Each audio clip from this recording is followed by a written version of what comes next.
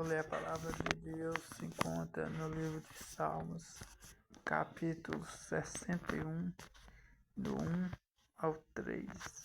Amém? Ouve, ó Deus, meu clamor, atende a minha oração. Desde o fim da terra, clamo a Ti, por estar abatido o meu coração. Leva-me para a rocha que é mais alta do que eu,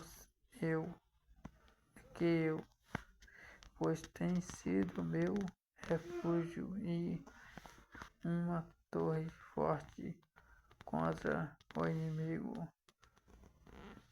Amém? Que o Senhor possa abençoar a sua vida grandemente. Que vocês tenham uma noite muito abençoada por Deus. Amém?